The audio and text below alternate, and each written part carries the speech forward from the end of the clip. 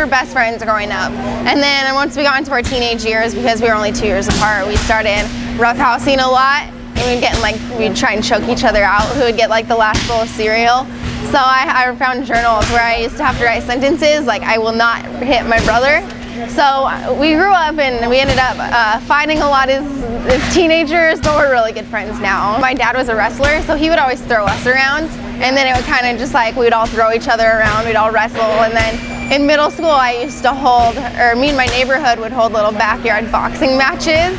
And we just go on the street and just beat the crap out of each other, but it was fun. My mom just said not on our property, because if someone gets hurt, we don't want to like be in charge of any of that. My dad loved it. He thought it was awesome that I would just go backyard box all of my neighborhood kids. And I never planned on actually getting into fighting, like as a sport. I just kind of beat up my neighbors for fun. But until I moved to Reno, I tried gyms out there. I dealt with a lot of the bullying stuff. I never actually got in fights. I got jumped a few times, and I never actually hit back. And I went to the police and I asked them what I should do. And since it was at school, they didn't want to get into it. They said I should just throw a book at their face or something. And I was a small freshman. I couldn't do that. But once I moved to Reno, I figured I should probably figure out how to defend myself. So I started training, and it was more of a confidence booster than anything. I still didn't get any fights, but my confidence went way up. I actually started the Lion's Den, so I went straight into MMA. So it was with Ken Shamrock, and it was awesome because I got to learn a lot of leg locks. I got to learn from him for a really long time, and that's where I really found my passion for it. Unfortunately, his gym, he took it overseas, so I went to the other local gym that was in Reno Academy of Combat. And they were a great gym. They really got me passionate about fighting. I learned how to brawl, and we went in brawling. It was like the backyard brawling I used to do.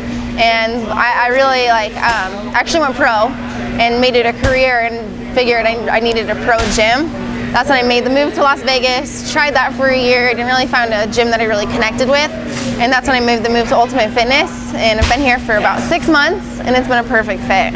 Yeah, my dad actually went to my first MMA class with me and tried it out because he wrestled his whole life. So he's been a fan of it the whole time, and my parents are very supportive. My mom can't actually watch me fight. She's never been able to go to a fight, so she always closes her eyes, but they support me.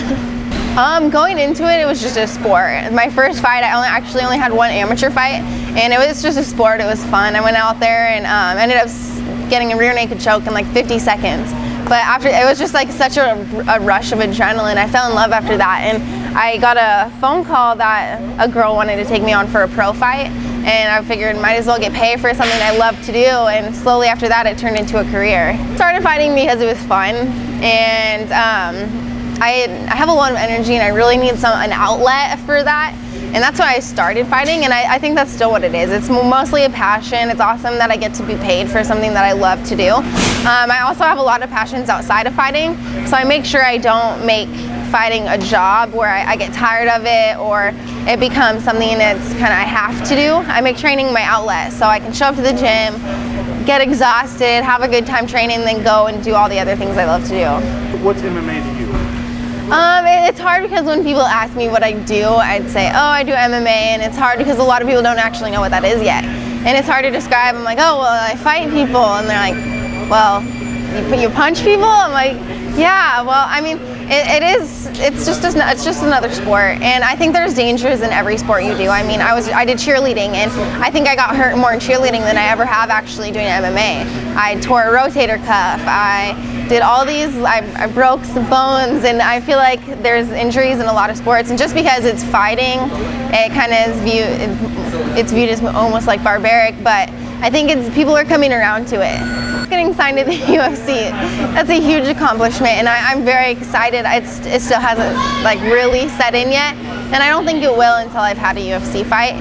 But I'm proud of myself. I worked really hard, so I'm really happy for that, and I can't wait to actually fight for the UFC.